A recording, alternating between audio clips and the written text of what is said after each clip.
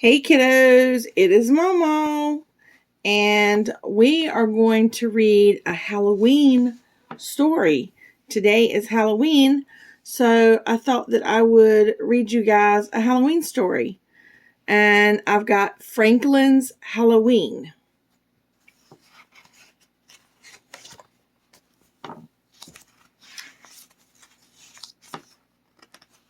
Franklin's Halloween.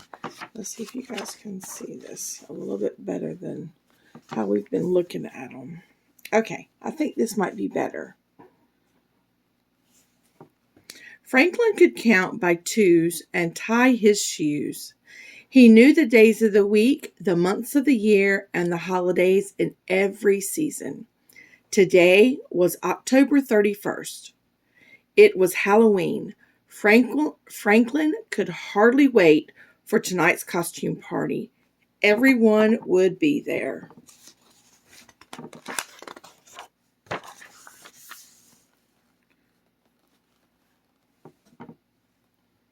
Franklin and his friends had talked about the party for weeks. There would be games, prizes, and even a parade. Best of all, there would be a haunted house. I think there'll be bats and spiders, said Franklin. And skeletons, said Beaver. Rabbit shivered. My sister says that she saw a real ghost in there last year. That's silly, Rabbit, said Beaver. There are no real ghosts.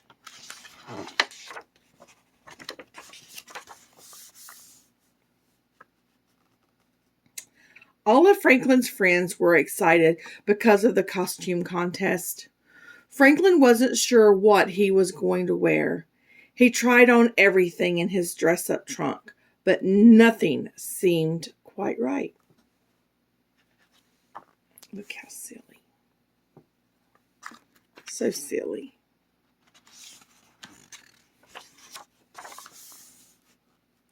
Beaver and Goose were keeping their costumes secret. Try to find us at the party, they giggled. Fox was also mysterious about what he was going to be. Look for something gruesome, he said. That gave Franklin an idea. He would be something creepy.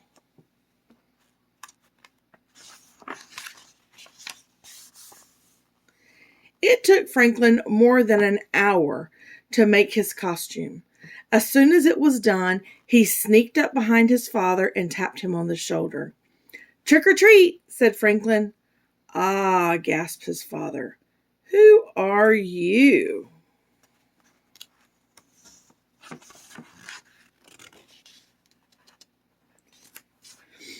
In his deepest, spookiest voice, Franklin answered, It's me, Frankenstein.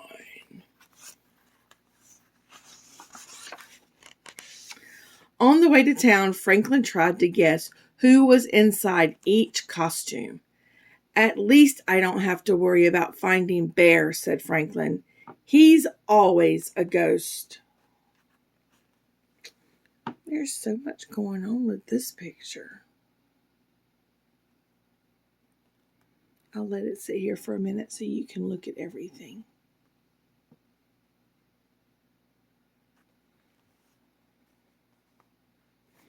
There's Franklin.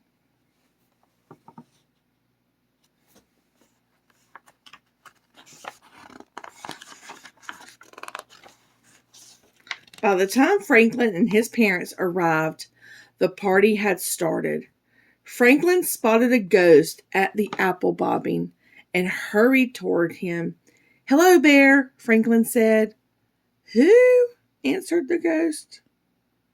That's good, Bear, said Franklin. You sound really scary. Franklin bobbed for an apple. Then he ran to the pumpkin toss. It was his favorite game because he always won a treat.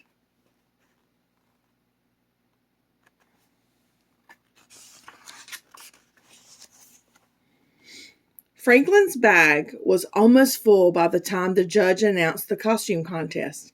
While everyone lined up for the parade, Franklin tried to find more of his friends. He thought he recognized Beaver and Goose, but where was Fox? They marched around the building twice. Franklin made horrible monster sounds and shuffled with stiff, straight legs. He won a prize for being the best green monster.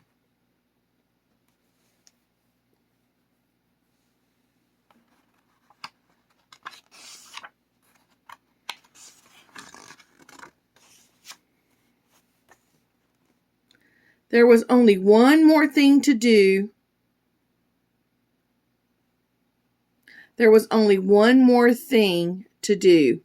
Go into the haunted house. You first, said Beaver, pushing Franklin towards the door. It creaked open. A skeleton rattled. Chains clanged. There were moans. Franklin stepped on something crunchy. Suddenly, a big, hairy hand reached out of the darkness. Franklin's heart beat hard and fast, but before he could scream, a light was flicked on.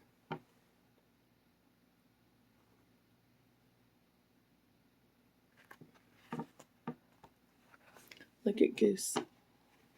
Oh, wait, you can't see Goose. There, look at Goose.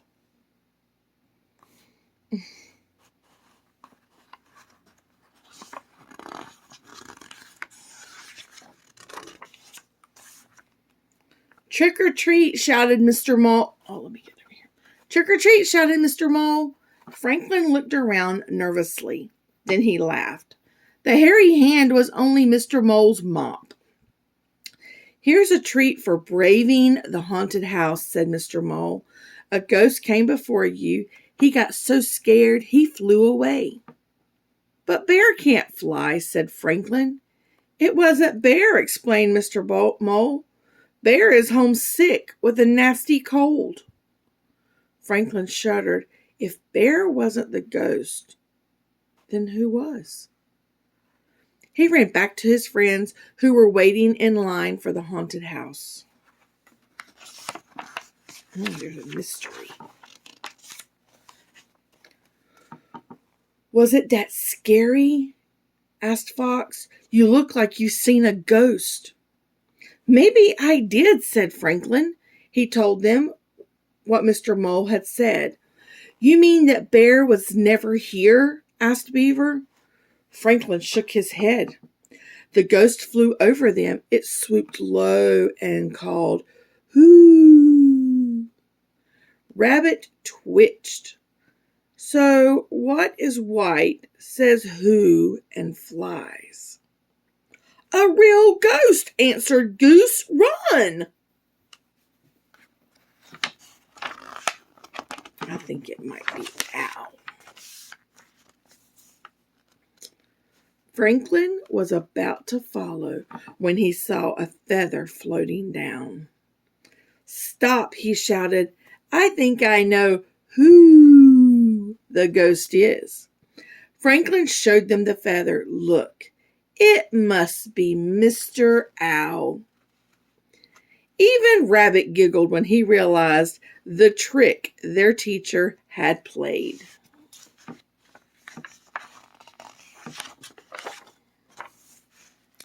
By the end of the party, everyone's bag was full. Poor Bear, said Raccoon. No treats for him. We could share our treats with Bear, suggested Franklin. All of the friends agreed. They each put some treats in a bag. Then they walked to Bear's house and left the bag on the doorstep. Trick and treat, they called.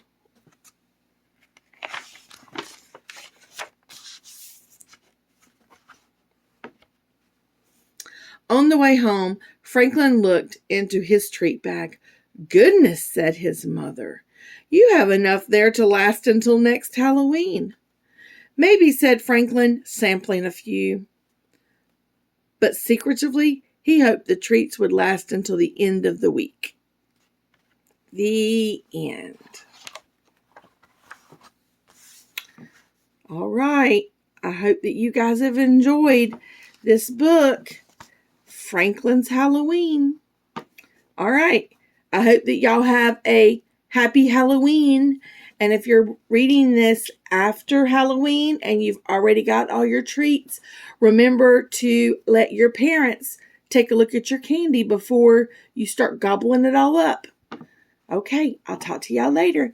Y'all have a happy Halloween.